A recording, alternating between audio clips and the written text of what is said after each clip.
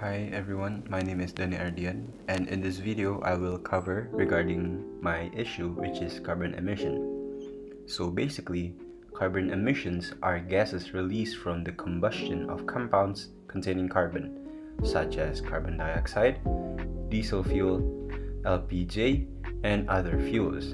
In a simple sense, carbon emission is the release of carbon into the atmosphere. Carbon emissions are a contributor to climate change along with greenhouse gas emissions. So basically, carbon emissions are a contributor to climate change along with greenhouse gas emissions. Excessive gas emissions can cause global warming or the greenhouse effect. This results in a significant increase in Earth's temperature, thus making the Earth in a much more worse condition.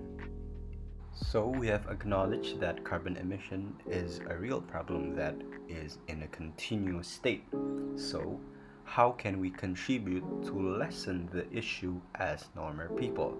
The answer is to start zero waste movement.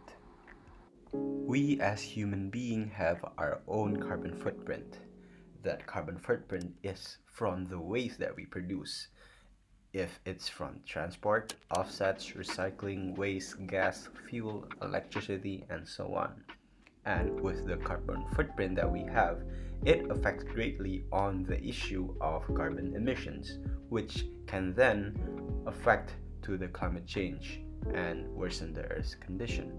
Therefore, to lessen our carbon footprint, we need to be in a state of zero waste.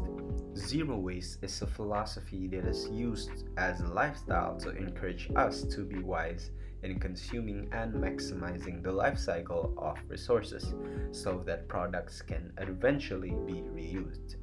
Zero waste is also a matter of staying away from single-use stuffs that is only used once.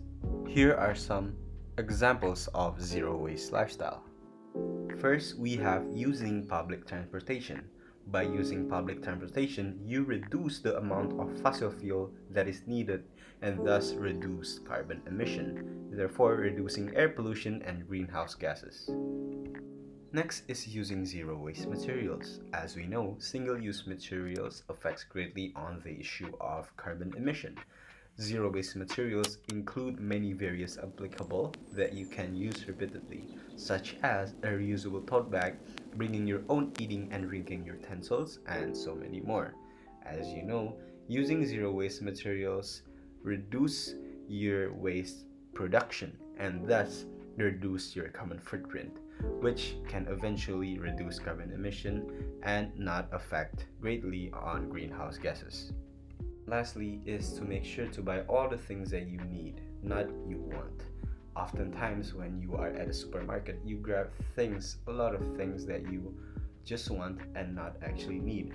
And by making sure that you only buy the things that you need, you eliminate the unwanted waste compared to when you buy a lot of things that you do not necessarily need. Next is regarding the engineering design process. First, we start at the research step, which is identifying the problem, which is carbon emission. Next is to imagine possible solutions. Next is to plan by selecting a promising solution that might be effective to the problem. Next is to create prototype, which is I created a hypothesis of such prototype. Next is to test if the hypothesis is actually indeed effective and efficient toward the problem. Next, into improve and redesign as needed of the hypothesis and to prove if it's the hypothesis working or not. And lastly, to ask to identify the need and constraints. And lastly is regarding the SDG or Sustainable Development Goals. As we know, the issue that I am covering, which is carbon emissions, is closely related to the release of carbon into the atmosphere. Carbon emissions are also a contributor to climate change, along with its greenhouse gas emission, and thus making the solution promising can affect greatly on the sustainable goals of number 13, which is climate action, bringing justice to this climate problem once and for all.